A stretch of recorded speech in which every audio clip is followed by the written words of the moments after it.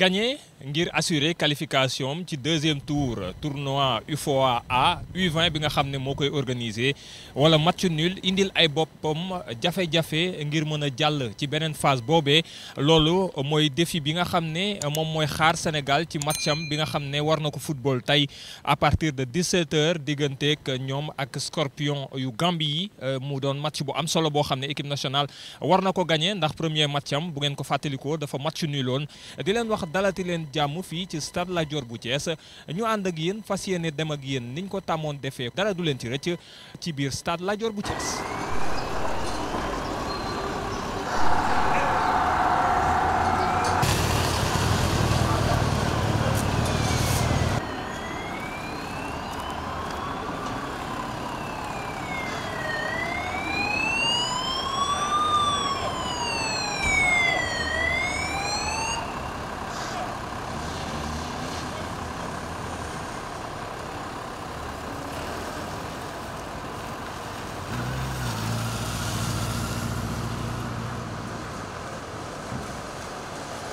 ni noo ko waxee rek match bu very important game la ni ko Sénégal play nañ seen first game bi gars yi draw nañ léegi ñun ñu ngi ñëw play suñ first game bi ak Sénégal knowing ne Sénégal su ñàkkee tey statistically they could be out of the tournament mel ne ñun it xam nañ ne tey suñ gagné dinañ mun a play deuxième tour bi so ni ñu ko xamee rek Sénégal Gambie mosut a yomba ñaar ñu seekoo ay yëf la so match bi tey moom dañ ñëw rek pour joxe ko. yaa team bi had been doing very well ñoom préparation bi moom amuñ si benn jafe-jafe because balaa ñoo ñëw fii ñu ngi doon play ay test games teel nañoo dool training ñu ngi doon play ay test games yi foo naa play nañ about 13 test matches yoo xam ne benn rek lañ si draw and they are scoring these are young players yoo xam ne am nañ yaakaar trop because soo bàyyee xel éditions yu passé yëpp ñun ñëw Sénégal ci 90 minutes bi match ni la dee nekk 1-1 la bu ñëw mujjee win Sierra Leone sax dañ demoon 1-1 ñu dem penalty kicks gars yi win ñu so tey moom dañ ñëw at least ñu jël ndam bi. ay match jaar nañu ci gennaaw ci ay événement ay xew-xew notamment ci groupe B bi nga xam ne ñii di waa Guinée Conakry ñoo doon football ni ki démb benn match ci poule B bi seen diggante ñoom waa Guinée Conakry ak ñi nga xam ne ñoo di Mauritanie Guinée Conakry mujjee daan ni nga xam ne ñoo di waa Mauritanie sur le score de 1-0 ba tax ñu am 3 points poule B bi beneen match bi ci waroon am diggante Guinée Bissau ak ñi nga xam ne ñoo di waa Mali mujjuta am li ko waral moo di ci staff ak équipe ñi nga xam ne ñooy délégation bu Mali dañ ci gis 15 personnes yoo xam ne dañu amee Covid 19 ginnaaw test yoo xam ne defal nañ leen ko ba tax ñu daal di ñàkk match boobu sur tapis vert sur un écart de 2 buts waaye nag coow juddu na ci ndax ginnaaw loolu ñoom waa Mali dañu remettre en cause ci xibaar yi nga xam ne jot nañu ko li nga xam ne moom moo di test yooyu ba tax ñu sàkk woon sax ñu defaat yeneen test yoo xam ne résultat yi dinañ ko xam ci lu yàggul dara mais en attendant seen président fédération daal nañu génne ak communiqué ngir daal di sàkku ci waa CAF ngir ñu xoolaat mbir moomu naka noonu it sàkku ci ñoom ñu mën leen jox autorisation ñu indi yeneen joueur ak yeneen staff ngir ñu remplacer ñi nga xam ne ñoom ñoo amee Covid 19 ngir mën a wëyal compétition bi nga xam ne fas yéene wuñu ci génnee nii ndax Covid 19 mu doon mbir moo xam ne daañu leen ko toppal ba fu mu mën a yem ngir dégtal leen bépp xibaar boo xam ne dina ci tukkee.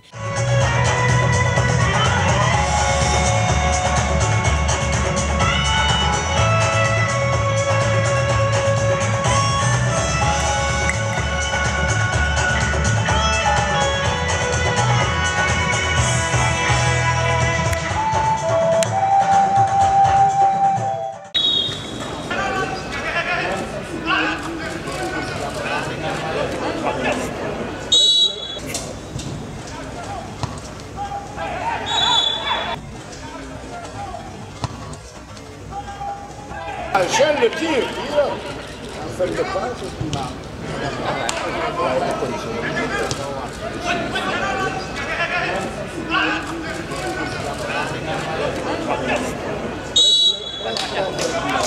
Le bloc équipe, presse. Et le pressing là, pressing encore. Le centre, le but signé Samba Diallo sur une passe décisive de qui vous savez, Biram Diaw.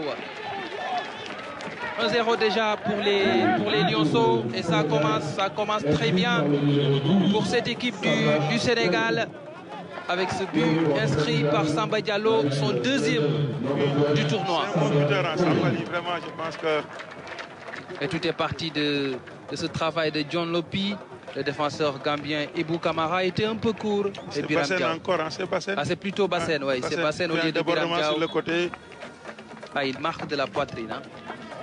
Sur une bonne passe de... Ah, il y a une mauvaise lecture du jeu de Kamara. Et c'est Bassène qui délivre cette passe décisive. Et Samba Diallo de la poitrine marque le deuxième but. Son deuxième but du tournoi. Frappe, mon Dieu! Moi, je l'ai fait. Frappe, mon Dieu! Moi, je l'ai fait.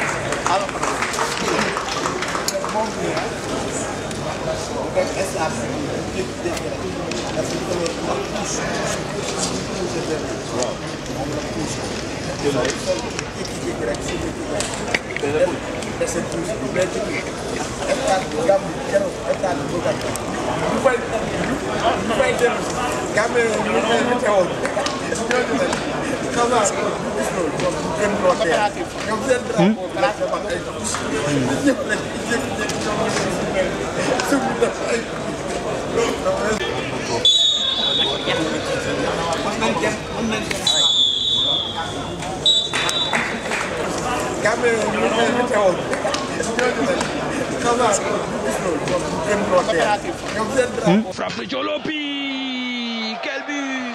Quelle mine de John Lopi dans le but gambien. Il réalise le doublé, le capitaine sénégalais.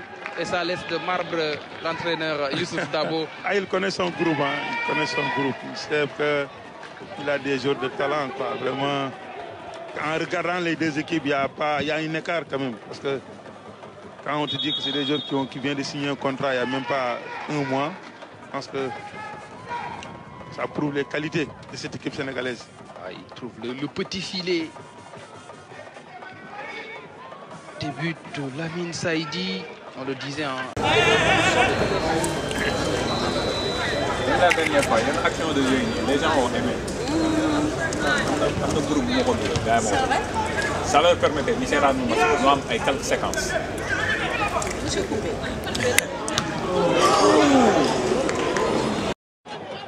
De partir, et c'est lui qui va tirer le penalty, le joueur de la Linguère de Saint-Louis. Et c'est au fond.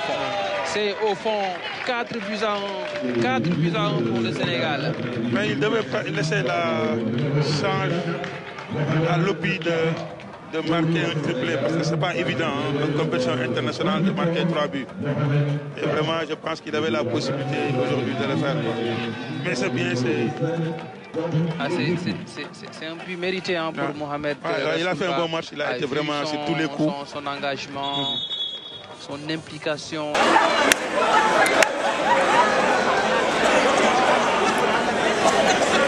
Il y a penalty hein, parce qu'il y a la main.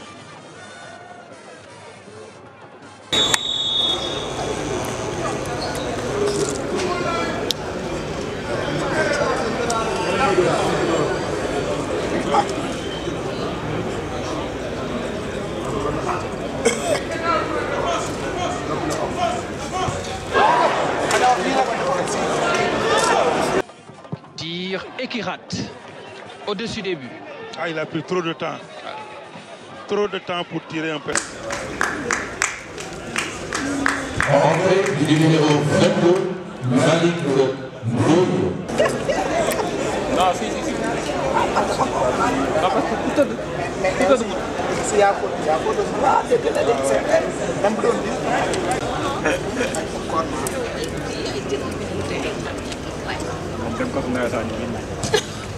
Bien joué, Paul. Bien joué, Paul.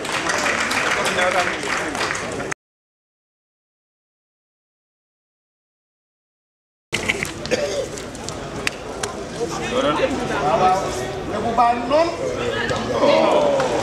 Arbitre, blessure, blessure. Arbitre, tu n'es pas bien de chauffer. Et qu'est-ce qui se passe?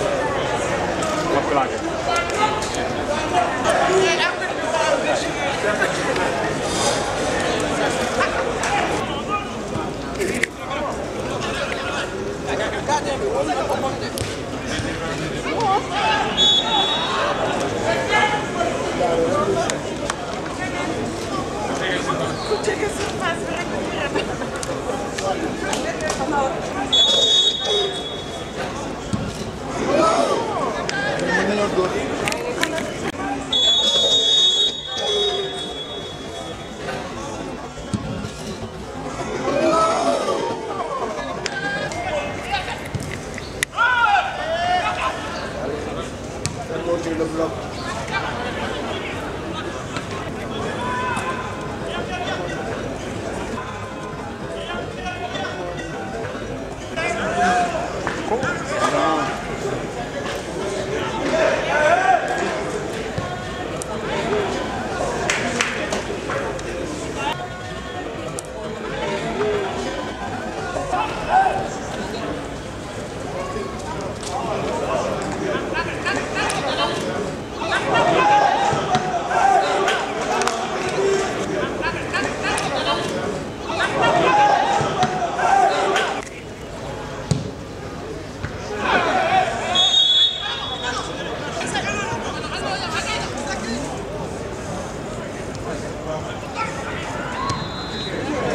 Accélération collective.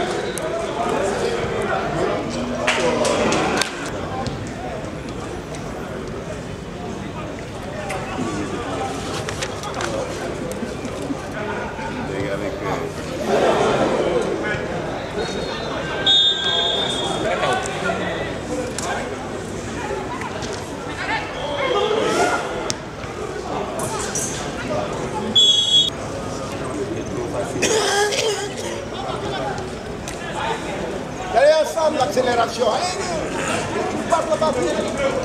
Allez, jeu.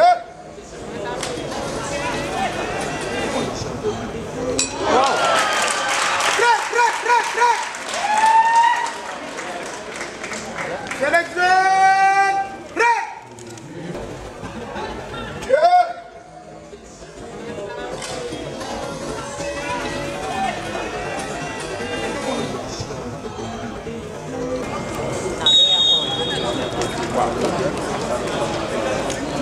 Additionnel, 2 minutes.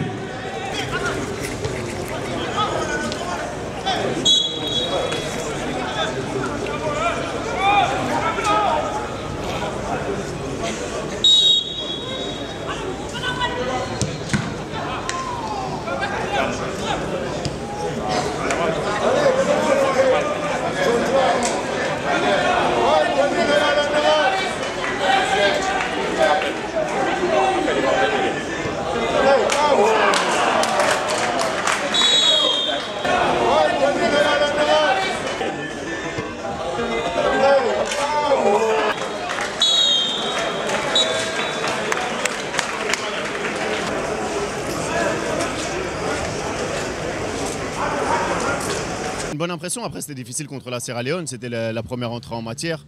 Il fait très chaud actuellement à Thiès, mais bon, c'est une équipe, on sait qui est favorite. Il n'y aura qu'un seul représentant, on sait, à la Coupe d'Afrique, donc c'est très difficile, il faut prendre les matchs les uns après les autres. Il y a un groupe de qualité, il y a de bons joueurs, donc on est confiant pour la suite, mais il faudra se remettre au travail dès demain. C'était un match qui était vraiment plutôt équilibré, quoi. Et puis ça s'est emballé un petit peu juste avant la mi-temps avec cet enchaînement de pénaltys. Et bon, ce qui a fait basculer, c'est vraiment tout de suite après la reprise, le but de Lopi qui a creusé l'écart 3-1. Et après, j'ai envie de dire, bon, le Sénégal a joué plus à sa main, c'était plus facile. Donc ils ont logiquement emporté puisque l'équipe était supérieure. Je suis content de les féliciter. Franchement, ils ont fait un bon match. Franchement, je les féliciter. bon am nañ nag équipe bu baax quoi franchement te gars yi bu ñu leen jàppalee je pense mën nañ dem fu sori. Bon li ci des rek mooy le rythme dafa des rythme quoi booy ba pare agressif il faut ñu gën a agressif quoi aussi. Oui, après vous savez il faut arrêter avec ce débat de contenu. On est toujours à parler de contenu en équipe nationale A, avec le Sénégal, avec les jeunes. À partir du moment où vous gagnez 5-1, vous vous qualifiez, le contenu il y a tout le temps des choses à retravailler dessus, mais il faut souligner la qualité du travail surtout de Youssouf Dabo. On est quand même les vice-champions d'Afrique, c'est une équipe il a réussi à qualifier ses U20 en Coupe du Monde. Aujourd'hui, on a vu qu'on a un jeune comme Lopi qu'on a réussi à refaire venir. Donc pour moi, il n'y a que du positif, on peut toujours travailler, mais aussi bien le contenu que le résultat est à magnifier. Waaw grand frère di leen joxe ay conseils mooy ñu gën a liggéey parce que au niveau il faut nga prêt physiquement tu vois parce que booy parfois loolu mooy seen défaut quoi tu vois parfois da ngay gis benn konca nga dem ñu ne le petit là il est très fort mais à chaque fois su demee essaye il a des problèmes parce que foofu niveau bi dafa élevé moo tax il faut ñuy entraîner parce que si bu doy pare woo physiquement même boo amee talent aussi doo dem quoi parce que après mentalement doo mën a dem parce que sa yaram du ko mën. Ah mais la Gambie on sait très bien qu'ils ont des très très très bons footballeurs. Après aujourd'hui le Sénégal je pense qu'on est 1 voire 2 crans au-dessus. Ils avaient des joueurs intéressants, je pense au numéro 10 qui était assez virevoltant, mais à partir du moment où vous contrôlez vos temps forts et vos temps faibles, ça vous permet de pouvoir être assez efficace dans la zone de vérité. C'est ce qu'a fait le Sénégal. Donc on n'a pas beaucoup tremblé, on a marqué assez rapidement. Donc voilà, un bon Sénégal, mais le plus dur commence maintenant. Ouais, bon après ça mérite toujours d'être revu quoi, puisque bon cette génération-là, à part Dion que je connaissais déjà, j'avais entendu parler de Camara au milieu qui est un joueur intéressant aussi, très intéressant, le grand milieu de terrain, le numéro 6. J'ai découvert un autre, le défenseur central gaucher qui s'appelle Diao, je crois, qui est un joueur qui me paraît être un joueur très intéressant aussi. Bon, et puis après 2-3 jours, on connaît un petit peu, mais on va pas trop en dire. Alors gis ngeen ko mbokk yi ñu doon seetaan ci 13 TV victoire bu yaatu le Sénégal am tey digganteem ak ñi nga xam ne ñoo di waa Gambie 5-1 dont un doublé de John Lopi muy wane ne c'est le vrai leader capitaine li nga xam ne moom mooy équipe nationale bu Sénégal bi nga xam ne avec 4 points ils sont qualifiés goal différence plus 4 en attendant dernière journée bi nga xam ne diggante Sierra Leone ak Gambie ku ciy gagné yow yaay rek accompagner Sénégal ci li nga xam ne moom mooy demi-finale tournoi UFOA bi nga xam ne mu ngi amee fii ci stade Lat Dior bu Thiès mu doon victoire boo xam ne dégg ngeen analyse yi Abdoulaye Diagne Faye naka noonu nit ki nga xam ne moom mooy Diomansy Kamara Bruno Satin également di agent de joueur wax na joueurs yi nga xam ne ñoo ko impressionné donc mu doon loo xam ne victoire bi nga xam ne Sénégal tey am na ko sous le regard des quelques supporters sénégalais yi nga xam ne quand même ñëwoon nañ ngir teewee si li nga xam ne moom mooy victoire bu am solo bi nga xam ne Sénégal am na ko mu des nag léegi ñu noppalu xaar li nga xam ne moom mooy résultat 3e journée bi laata ñuy préparer li nga xam ne moom moo di seen demi-finale mu nekkoon équipe 13 TV fii ci stade Lat Dior bu Thiès ngir dégtal leen li nga xam ne moo nekkoon match Sénégal Gambie ñu bàyyi leen ak supporters yi pour un dernier cri pour encourager les Lionceaux du Sénégal. Sénégal